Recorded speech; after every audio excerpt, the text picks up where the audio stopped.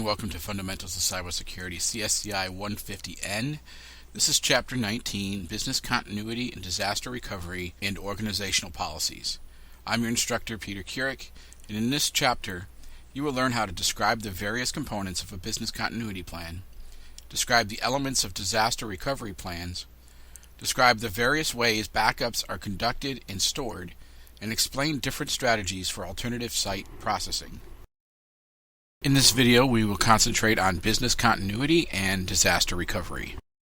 Business continuity plans are the planning and advanced policy decisions to ensure that business continuity objectives are achieved during a time of obvious turmoil.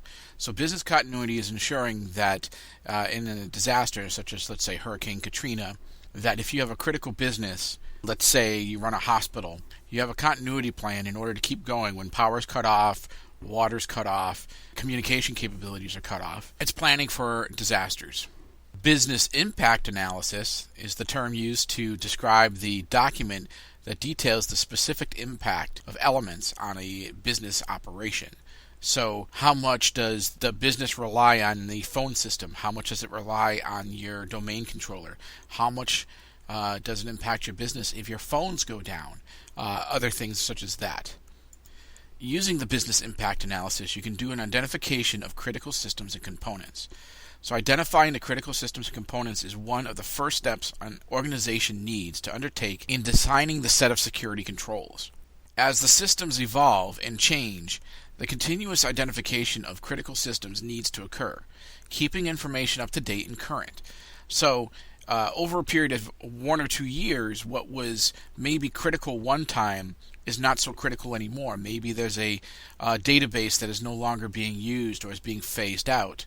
Or there's new systems that's come online that's now more critical to your mission or your business. So you need to identify those by periodically and regularly evaluating and doing business impact analysis on the systems that you have, not just information systems, but communication systems, safety systems, things of that sort, everything that supports your capability to do business. You want to do periodic, preferably annually, do a business impact analysis, and that will help to drive and identify your critical systems and components. Single points of failure are exactly what they sound like. They're single points in any system, be it communication, information, safety. It's a single point where if it fails, the entire system fails, and you no longer have that capability. So, for example, imagine your television set at home. If you cut the power cord on it, it goes off. So if you don't have alternative power to it, alternate power cord, alternate or it doesn't run on batteries or something of that sort, then it is a single point of failure when that line is cut. So look out for areas in which critical functions rely on single items, such as switches and routers and firewalls, power supplies, software, or data, that if lost would stop this critical function. When these points are identified, think about how each of these possible single points of failure can be eliminated or mitigated. For example, if you have just one connection to an internet service provider, you should look into possibly an alternate circuit with another service provider. And when you do something like that, don't just jump on the best deal that's out there. Do your homework. You want to make sure that whomever your secondary service provider is for internet does not use the same backbone. Because let's say you buy from ISP A and ISP B, and they're both using backbone A, and backbone A goes down, both internet service providers are no longer providing you with the service that you need. So you want to reach back as far as you can along their capabilities to eliminate as much possible single points of failure through the service that they provide you. And they should be able to answer those questions for you on who provides their backbone services. Risk assessment, determining the sources and magnitude of risk, is necessary in all business operations, including business continuity planning. So there are a ton of different risks out there. It's as much as whatever your imagination can be. However, some are more likely than others. So you have to assess the risk and what is the impact of those risks. If you're running a data center in New Orleans and you're in the basement of a building, what is the risk there? Risk of flooding from hurricanes, theft, things of that sort, or risk of a snowstorm. Okay, both are possible risks because you know what? It can still snow down in Louisiana, but your bigger risk and something that would have more impact would be a Category 3, 4, or 5 hurricane coming in, causing Louisiana and specifically New Orleans to do some flooding. And with that data center in the basement, it could be a total loss. So that's risk assessment, determining what are the possible things that can happen, what is most likely to happen, and what would be the impact of that. Succession planning is developing a succession plan that identifies key personnel and developed qualified personnel for key functions in critical parts of a successful business continuity plan. For example, you want to identify who your primaries are. So let's say your database administrators, your system administrators, your network administrators. You want to know who those primaries are. But if they're not available, who are their alternates? And if there are no alternates, then you need to start training people. They don't necessarily have to be to the high quality standards of your primary, but they should be well enough versed in the areas to be able to cover down for them. Because your primary could be on vacation and get hit by a bus, or your primary could be living on the other side of town, other side of New Orleans when the flooding happens, and they can't get there to get your servers back online. So you want to have somebody else who's capable of doing that in their place. Continuity of operations. The overall goal of business continuity planning is to determine which subset of normal operations need to continue during periods of disruption. So, in a hospital, do you really need to have the flower shop and the gift shop open? It's probably not a critical role to have during a disruption period. However, you would need anything that's involved in life support, any kind of major functions that support that life support, so power, water, even sewage, food services, because especially for prolonged disruptions, you need to ensure that the people around you are fed. Things of that sort. What are the needs that, if you were to have a catastrophic event, would you need to have fulfilled in order for your business to continue doing the minimum function you need to do without totally destroying your business? So let's look more closely at disaster recovery. A disaster recovery plan or process defines the data and resources necessary and the steps required to restore critical organization processes. You want to identify all critical functions of your organization, then answer the following questions for each of these critical functions. Who is responsible for the operation of this function? What do these individuals need to perform their functions? When should this function be accomplished relative to other functions? Where will this function be performed? How is this function performed? In other words, what processes? And why is this function so important or critical to the organization? And that's a very important question too, because if you can't answer why, then it's probably not a critical function. So when you do sit down to develop a disaster recovery process or plan, you go through what your critical or what you believe are your critical functions. Ask the people who own that function, why is it so important to the organization? You might be surprised. Some of the things that are considered critical are not. And I'll give you an example. Where I work, believe it or not, the computer network is not considered critical. We want it, and we would do everything we can to get it up, but there are other functions that are more important before that. We have other means of communicating and other means of accessing information if necessary. Therefore, the network itself may not necessarily be a critical function. So there are categories of business functions. The most critical will be restored first. Disaster recovery plans should reflect this. If the function doesn't fall into any of these following 4 categories, then it is not really needed, and the organization should seriously consider whether it can be eliminated altogether. So this critical, so absolutely essential for operations. Without function, the basic mission of the organization cannot occur. Necessary for normal processing, required for normal processing, but the organization can live without it for a short period of time. Desirable, not needed for normal processing, but enhances the organization's ability to conduct its mission effectively. Optional, nice to have, but does not affect the operation of the organization. Consider eliminating is anything that doesn't fall into those.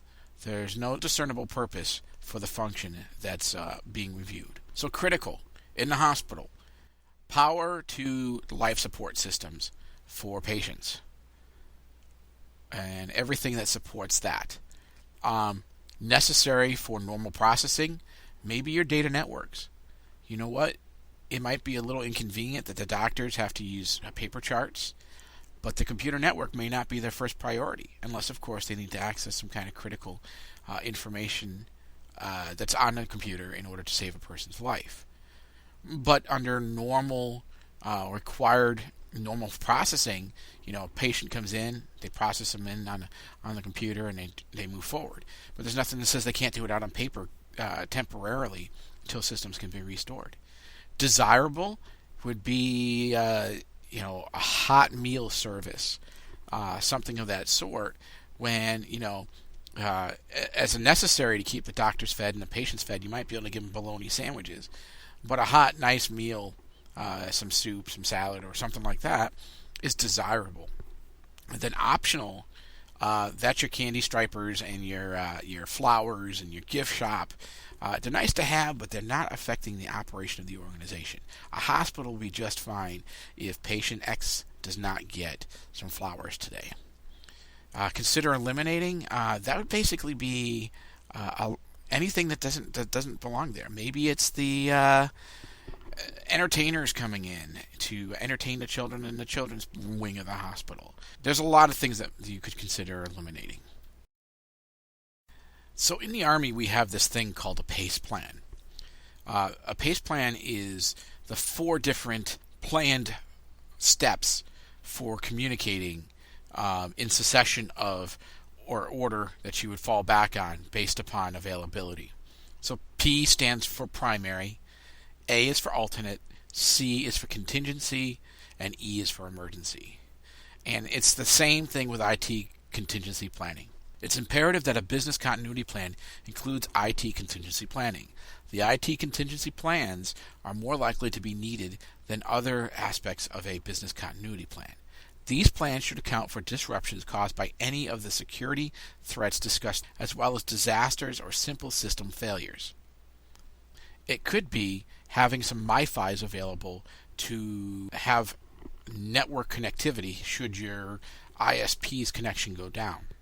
It could be having another ISP on retainer that you can fail over to in order to continue your network, external network capabilities. It could be, we've talked about power supplies. You've got your UPS, you've got your generator. It could be another set of generators besides your primary in case your primary generators go down. It's having that primary, alternate, contingency, and emergency. So in the military, we have this concept or this understanding that your best laid plans all fall apart at the first shot. Okay? So in order to ensure that we are successful at our mission, we train and we practice and we rehearse so that it's no longer trying to remember what was written down on paper, but we use what's called muscle memory. Our bodies, our minds, our thought processes are trained to think and act a certain way. And it's the same thing with disaster recovery and business continuity. So you're going to write a plan on how to do your business continuity. But if you're not practicing it and you're not checking it out, you could be missing something. For example, you might have in your continuity plan that you will use a generator should your power go out and the UPSs get low before the power is restored. Okay? Have you tested those generators? Do those generators actually work? Do the generators produce enough power? So you can write things out on paper, but if you're not testing it and you're not exercising it, you're at a risk of failure. So an organization should practice its disaster recovery plan periodically. The time to find out whether it has flaws is not when there is an actual event, and the recovery of data and information means the continued existence of the organization. The data recovery plan should be tested to ensure that it is sufficient and that all key individuals know their role in a specific plan. Now, one way to do it is tabletop exercises. You get everybody around a boardroom table or something of that sort, and you start walking through the decision-making steps, communication plans, and go through the motions of exercise and the pattern in which they're likely to be involved. The scenario is presented at a level to test the responsiveness of their decisions and decision-making processes. Because the event is frequently run in a conference room or roundtable, it is referred to as a tabletop exercise. Now, you need to make sure it's not just the decision makers at these exercises. You should have the actual people who are going to do the work involved in it as well. And there's a reason for that. It's very easy for a manager to say, "Oh, well, we'll restore these backups and we'll run this tool and we'll be good to go." But you'll be surprised. Somebody who is working with that tool every day, or the person who does those backups, might say, "You know what? You're not capable of doing it that way." So you don't want to just rely on what's on paper on a tabletop exercise. You want the people who actually do the experience, who do the work with the tools on the network, on the computer systems, to be involved as well, because they know what can and cannot be done. If possible, you want to move beyond tabletop exercises and actually do a real rehearsal type exercise. Few and far between these days, because most companies can't afford to do some kind of a rehearsal on their live productive network. However, with that being said, there are new changes that are happening out there in the industry are changing that.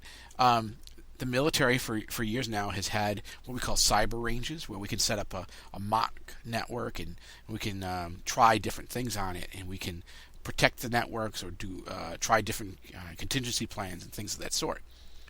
And it's being translated now over into the civilian sector.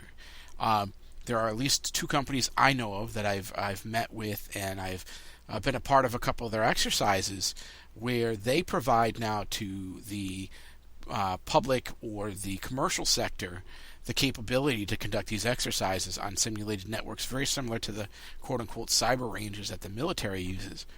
So I think what you're going to see in the next 2 or 3 years, especially as you enter into the marketplace as security professionals, you're going to start seeing more exercises, more practical exercises, as opposed to just tabletop exercises.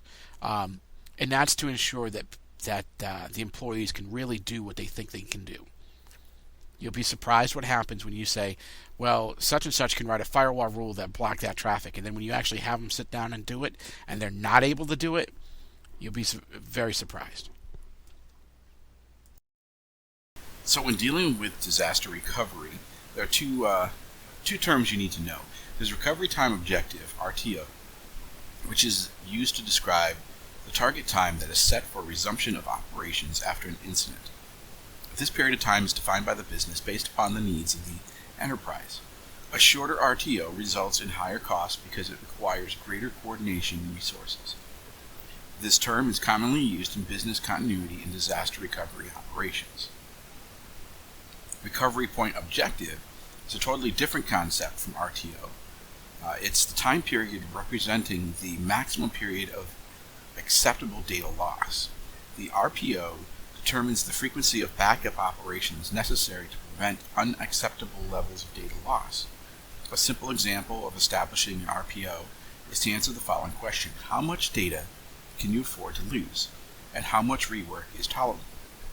So in recovery time objective, it's how long until the damage due to an outage or a loss causes permanent, irreversible recovery for the organization. And you want to be able to recover before you hit that point. It'd be like Amazon losing billions of dollars in sales because of a 2-day outage. Recovery point objective is how far back can they go back and recover that data. In an organization that doesn't have a lot of data change, you could go back a couple of days or a couple of weeks and still be okay and be able to recreate the little bit of data that needs to be recreated. But imagine if you're a billion-dollar company like Amazon who sells millions of dollars worth of sales every hour. What would happen if there was an outage and the sales records for all the purchases were lost for a couple of days? How many millions of dollars worth of sales would be lost at that point? So their recovery point objective would be as short as possible to minimize the loss of sales. Backups are a key element in any business continuity or disaster recovery plan. Data backups are a critical element in these plans as well as in normal operations. There are several factors to consider in an organization's data backup strategy. How frequently should backups be conducted? How extensive do the backups need to be? What is the process of conducting backups? Who is responsible for ensuring backups are created? Where will the backups be stored? How long will backups be kept? And how many copies will be maintained? There are 4 types of backups: full, differential, incremental, and delta.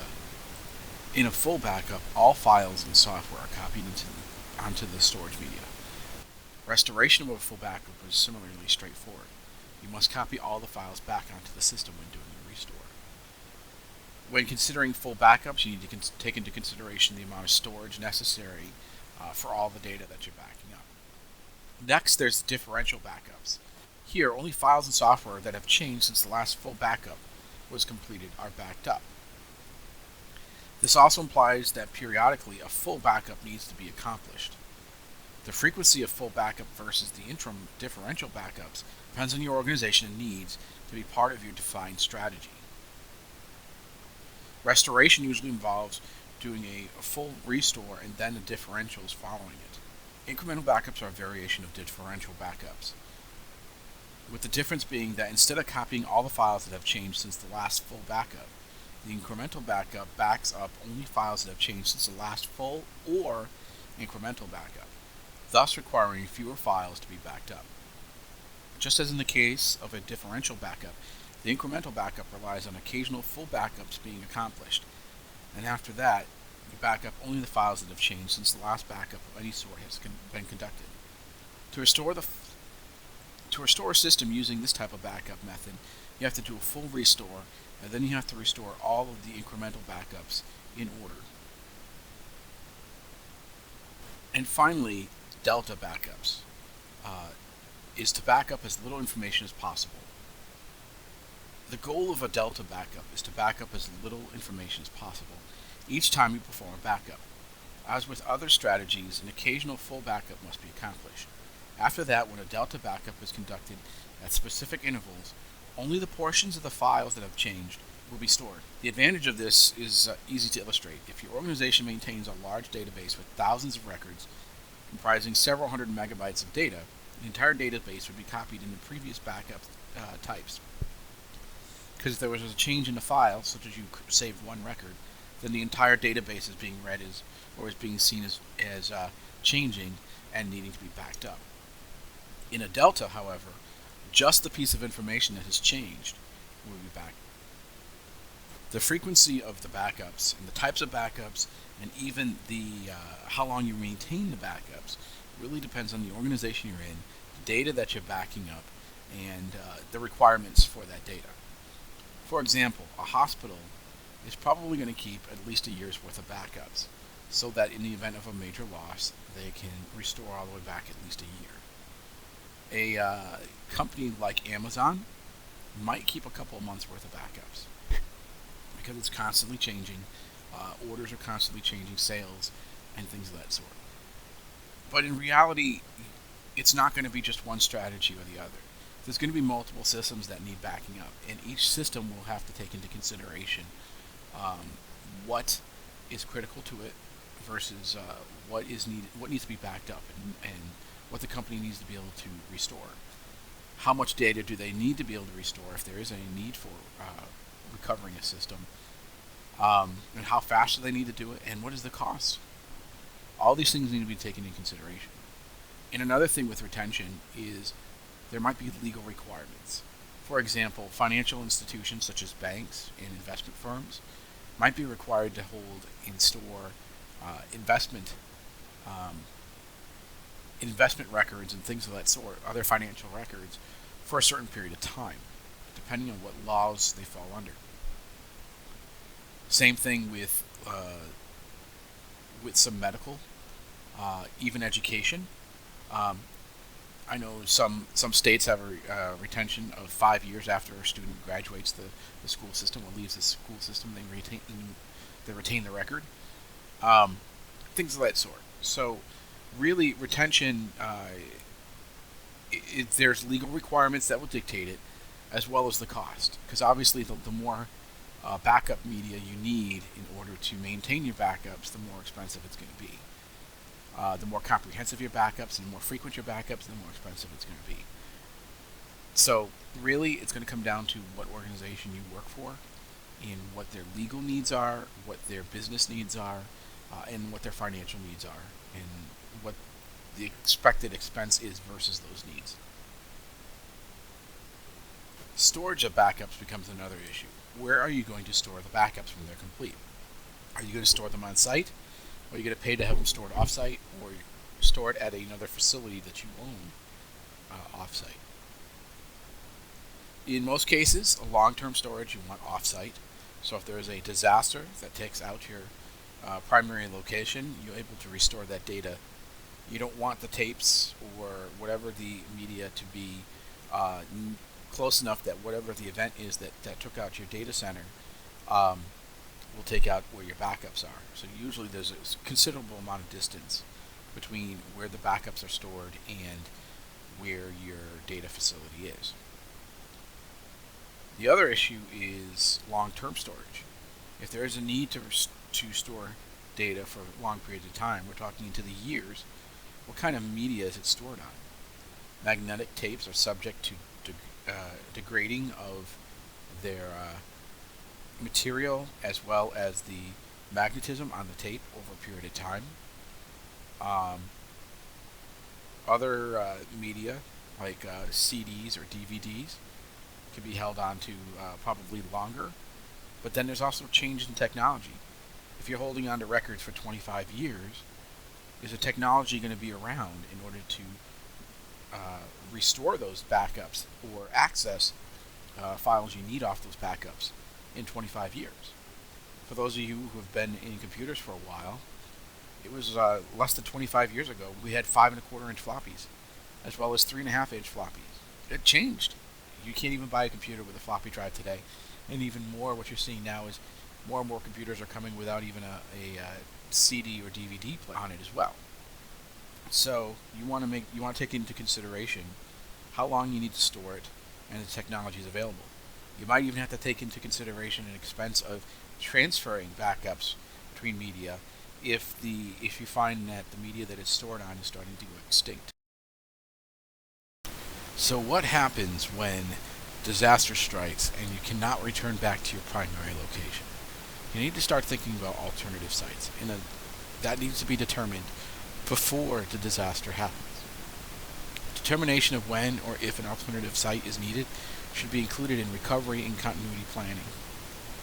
If the organization has suffered physical damage to a facility, having off-site storage of data is only part of the solution.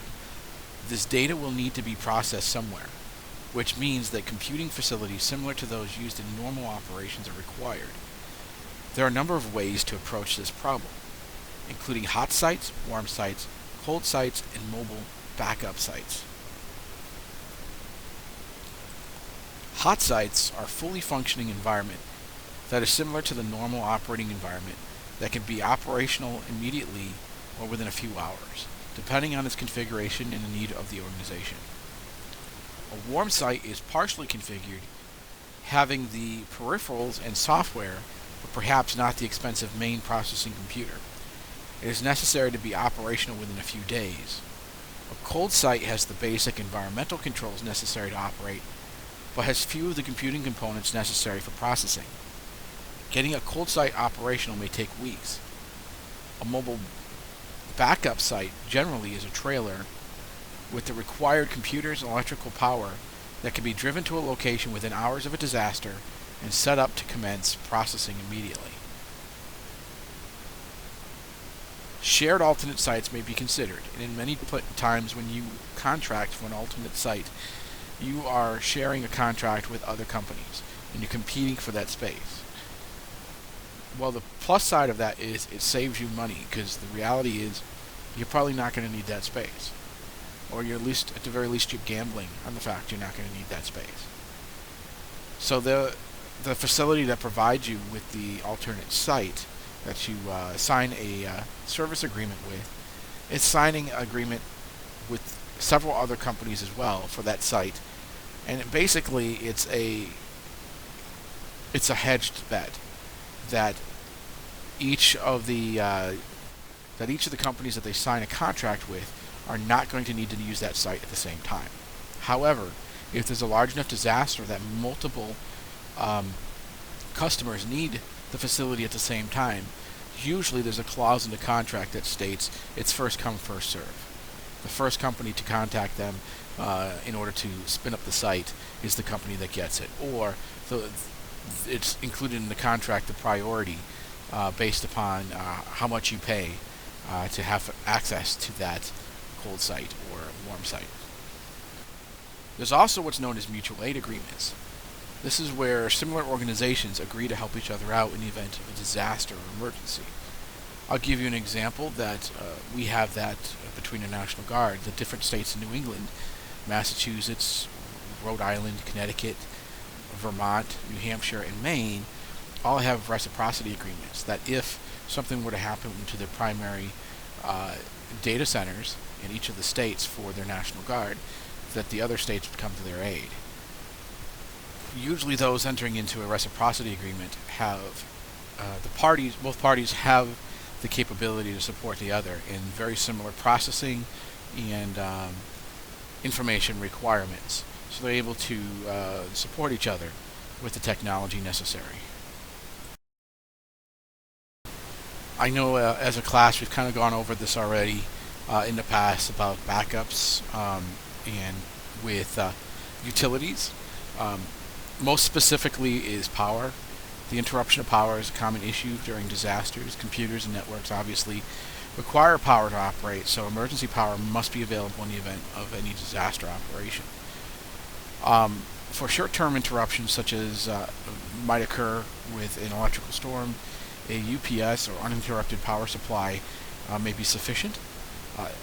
These devices contain batteries that provide steady power for a short period of time, enough to keep a system running should power only be lost for a few minutes, enough time to allow administrators to gracefully shut down the systems or the network, or many systems these days can be set up to shut themselves down properly in the event of a power outage. The other thing it also buys you time with is turning on a generator to provide longer-term backup power. I know, like I said, in previous chapters we discussed this, so I'm not going to go into much more detail than that. Just as part of your disaster recovery plan, you need to take into consideration power. Several companies offer recovery services, including power, communications, and technical support that your organization may need if its operations are disrupted. These companies advertise secure recovery sites or offices from which your organization can begin to operate in a secure environment. Secure recovery is also advertised by other organizations that provide services that can remotely, over the internet for example, provide restoration services for critical files and data. In both cases, the actual physical suites and the remote service, security is an important element. During a disaster, your data does not become any less important, and you will want to make sure that you maintain the security in terms of confidentiality and integrity, for example, of your data. As in other aspects of security, the decision to employ these services should be based upon the calculation of the benefits weighed against the potential loss if alternate means are used. By now, most of you have already heard of the term cloud computing. Instead of owning and operating a dedicated set of servers for common business functions, such as database services, file storage, email services, and so forth, an organization can contract with third parties to provide these services over the internet from their server farms. This is commonly referred to as infrastructure as a service.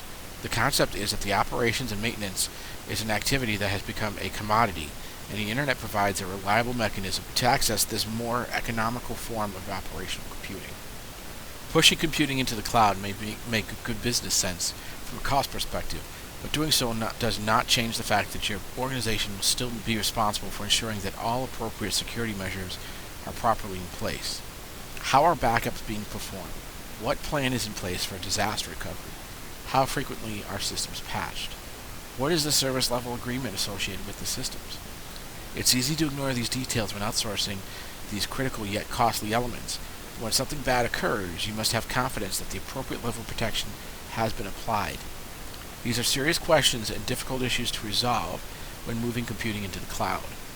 Locations may change, but responsibility and technical issues are still there and form the risk of the solution. So you need to take into consideration, where is the data being stored? Obviously, you're no longer storing it on site for yourself. But if there are data centers in California, let's say Los Angeles, and it's sitting on top of the San Andreas Fault, then there's a likelihood that there could be a natural disaster that destroys your data. How often are they backing up the data? Where is it being stored? How far away is it being stored? How quickly can your data be restored if you need to access a restoration of that data? So you need to understand two terms: high availability and fault tolerance. High availability refers to the ability to maintain availability of data in operational processing despite a disrupting event. High availability is more than data redundancy. It requires that both data and services be available. So this is the hot site that's available, or the cloud service that you switch over to if your data center goes down. Fault tolerance basically has the same goal as high availability: the uninterrupted access to data and services. And it is accomplished by mirroring of data and systems.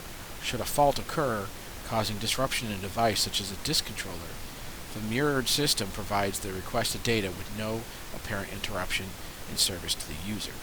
So you'll see these in large data centers where they'll have a RAID set up in order to protect the data on hard disks, but they'll also mirror it to another RAID array of disks, so that if the controller goes down, or more than one of the hard disks go down in a very high value data environment, that it immediately pulls from the mirror, and it does not look like there's any outage at all.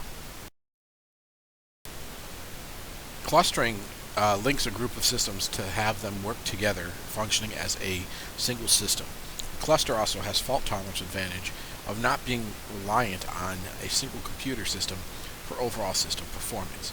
So therefore, if you have a cluster of, let's say, 5 computers, and one goes down, the other 4 should be able to take up the workload for it. If you can, try to geographically disperse these clusters. Provides also some resiliency to natural disaster events. Load balancing is designed to distribute the processing load over 2 or more systems. So in a clustered system, load for processing would be distributed across all the different nodes in the cluster. Load balancing is often utilized for systems that handle websites and high bandwidth file transfers.